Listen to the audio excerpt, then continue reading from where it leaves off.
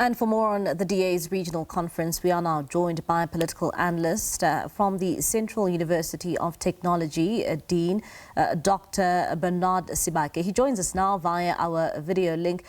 Dr. Sebake, thank you so much for your time this evening here in SABC News. I mean, let's start off here. The DA is currently holding a number of its regional conferences, if I can put it that way. And one would say, when you look at the outcomes of these conferences, what does it mean, particularly at a time where we are headed to the local government elections? Well, good evening, Mbali, and good evening to your viewers at home. Thanks for inviting me. I think it's important, firstly, to indicate that this is a moment where DA is redefining itself as to how they could be able to gain control in a number of municipalities, particularly those that are operating under the coalition government.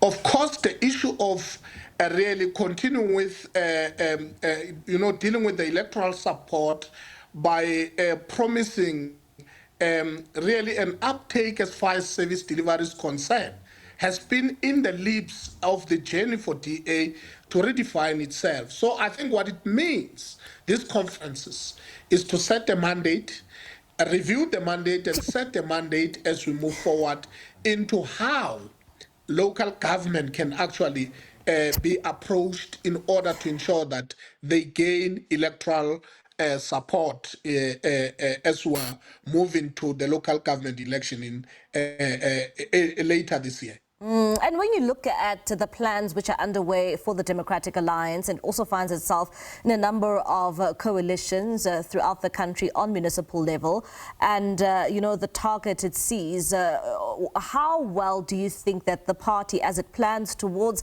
these local government elections, how well do you think that it will do now we head to the local government elections?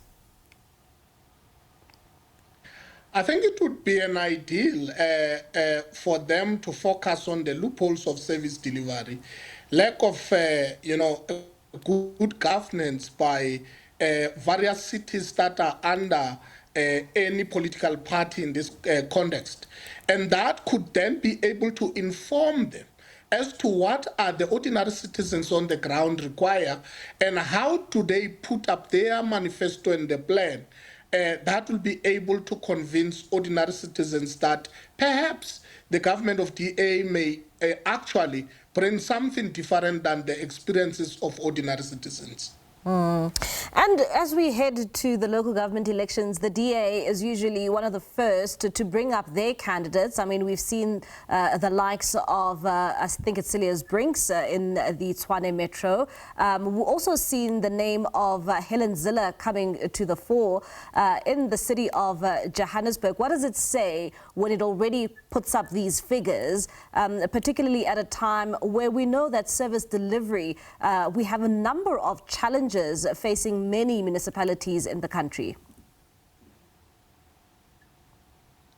Perhaps what it is being observed is that the DA identify quite prominent figures that in their own view may then resonate with the citizens of that municipality. For instance, if you look at the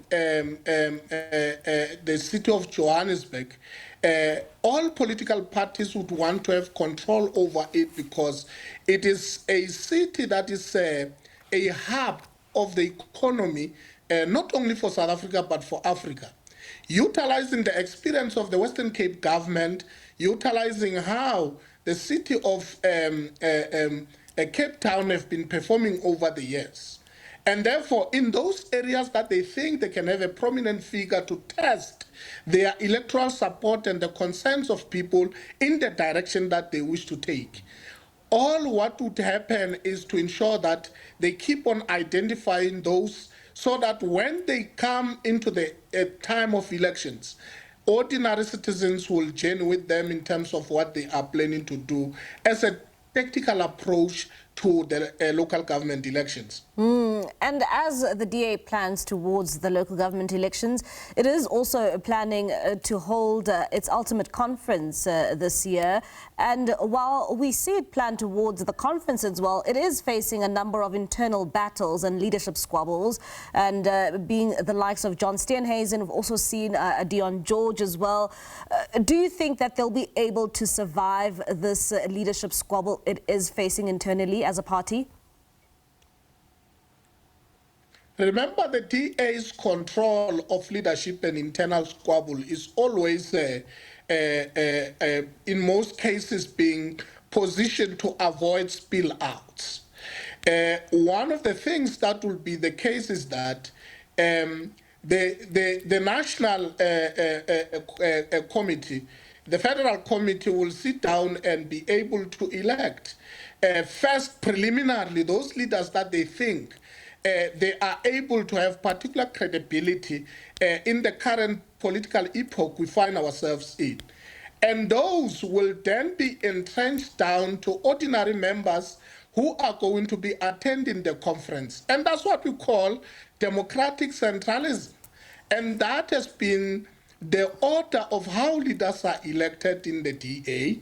And over and above that, the squabbles that are between some of the leaders, as we cited an example of the former leader, Dion George, you will say this was supposed to form part of the crack in the conference of the DA. However, the way DA has been approaching conferences in the past is that even such controversies, if they arise, they will be dealt with internally without any kind of, outright spill, and the conference will adhere to its mandate to elect leaders and chart a way forward in terms of strategic approaches to issues of society as they evolve.